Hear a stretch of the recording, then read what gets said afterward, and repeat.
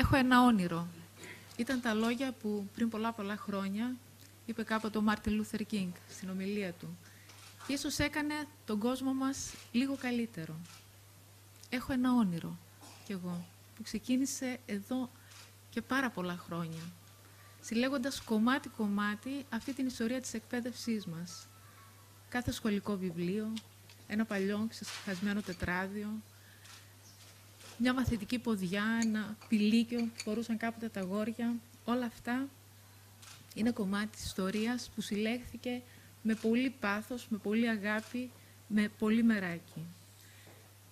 Είναι ένα όνειρο που σιγά σιγά αρχίζει και υλοποιείται. Παίρνει λοιπόν σάρκα και οστά.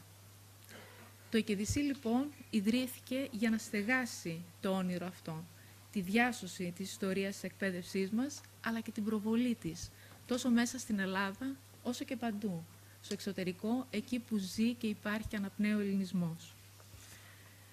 Χρόνια λοιπόν τώρα μαζεύεται αυτό το υλικό, σχολικά βιβλία, αλλά και οτιδήποτε έχει σχέση με το σχολείο, με την εκπαίδευση, και έφτασε σήμερα η συλλογή αυτή να θεωρείται μια από τις καλύτερες συλλογές σχολικού υλικού και κυρίως στα αναγνωστικά βιβλία.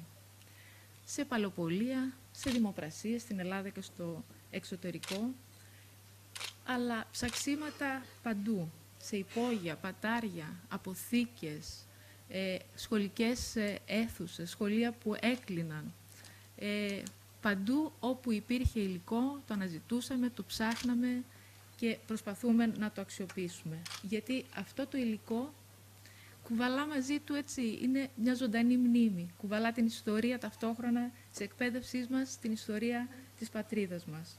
Τα γράμματα των παιδιών που υπάρχουν χαραγμένα μέσα στα βιβλία, κάποιο παλιό ξεχασμένο μαθητικό σκονάκι, τα λευκόματα, οι φωτογραφίες τους, το παλιό απολυτήριο, ο έλεγχος, όλα αυτά είναι κομμάτι ζωντανό της μνήμης και της ιστορίας. Ο διαγωνισμός λοιπόν αυτός, ο πρώτος μαθητικός διαγωνισμός που έτρεξε την προηγούμενη χρονιά το ΕΚΕΔΙΣΗ, ήταν λοιπόν μια προσπάθεια προς αυτή την κατεύθυνση, να διασωθεί ένα άλλο κομμάτι της ιστορίας μας, της προφορικής ιστορίας, οι μνήμες των παππούδων και των γιαγιάδων, που τα εγγόνια τους έφεραν κοντά και τους έβαλαν να τη διηγηθούν. Και πραγματικά το υλικό που μαζεύτηκε ήταν και συγκινητικό, αλλά και πάρα πολύ αξιόλογο. Συμμετοχές είχαμε από όλη την Ελλάδα, από δημοτικά, από γυμνάσια και λύκεια. Και πραγματικά δεν μπορούσαμε, ήταν πάρα πολύ δύσκολο το έργο και θα σας πω μετά τα μέλη της Επιτροπής πόσο δύσκολο ήταν να επιλεχθούν. Όλα τα έργα, όλων των παιδιών ήταν σημαντικά, γιατί όλα τους είχαν να προσθέσουν κάτι σε αυτό το κομμάτι της ιστορίας της χώρας μας και της εκπαίδευσής μας. Μάθαμε μέσα από τα βίντεο και ευχαριστούμε πάρα πολύ και κάποιους από τους συμμετέχοντες, παππούδες και γιαγιάδες, που ήταν οι ήρωες και πρωταγωνιστές αυτών των αφηγήσεων, που είναι σήμερα εδώ κοντά μας και ελπίζουμε ότι θα μας πούνε δύο λόγια.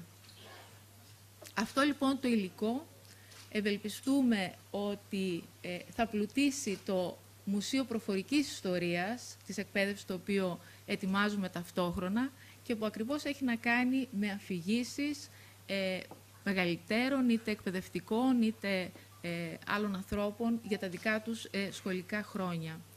Και χαιρόμαστε ιδιαίτερα, θα μας μιλήσει βέβαια και εκπρόσωπος εκπαιδευτικής ραδιοτηλεόρασης, που το υλικό αυτό θεωρήθηκε τόσο σημαντικό, ώστε τα βραβευθέντα έργα, οι συμμετοχές αυτές, τα βιντεάκια, θα αναρτηθούν σε έναν ειδικό χώρο στο site της εκπαιδευτικής ραδιοτηλεόρασης. Μέσα λοιπόν από αυτά τα βίντεο, αποσπάσματα των οποίων, έτσι, πολύ μικρά αποσπάσματα, θα έχετε την ευκαιρία να παρακολουθήσετε τώρα, θα ξετυλιχθούν όμορφες στιγμές, συγκινητικές στιγμές, αλλά και δύσκολες στιγμές, τραγικές στιγμές.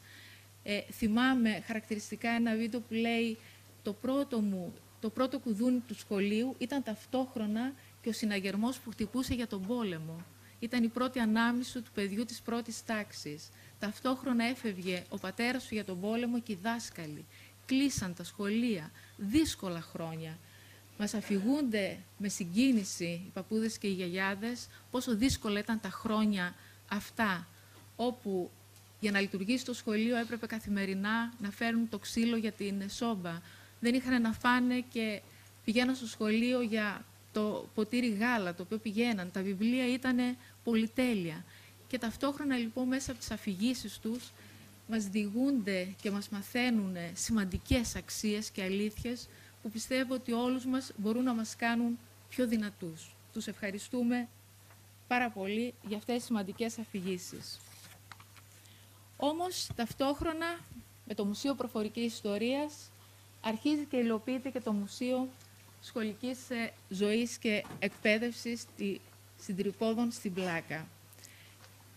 Είναι στο ξεκίνημά του, είναι στις φωτογραφίες εδώ βλέπετε, όπως θέλουμε βεβαίως, να φτιαχτεί το μουσείο αυτό, γιατί οι φωτογραφίες που είδατε στην αρχή δεν είναι το πώς θα λειτουργήσει η έκθεση στο μουσείο αυτό. Ευελπιστούμε ότι η λειτουργία του θα ξεκινήσει στην Άνοιξη και η βοήθεια όλων θα είναι πάρα πολύ σημαντική.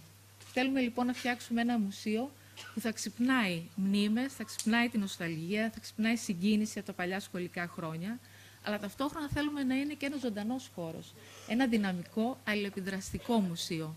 Έχουμε μαζί μας τον υπεύθυνο των εκπαιδευτικών προγραμμάτων που θα σας μιλήσει αργότερα για τα εκπαιδευτικά προγράμματα που θέλουμε να υλοποιήσουμε στον χώρο αυτό, για μαθητές, για παιδιά, αλλά γιατί όχι και για μεγαλύτερους, για γονείς και παιδιά εκεί. Θέλουμε ένα τέτοιο χώρο που να έρχονται και οι γονείς μαζί με τα παιδιά τους.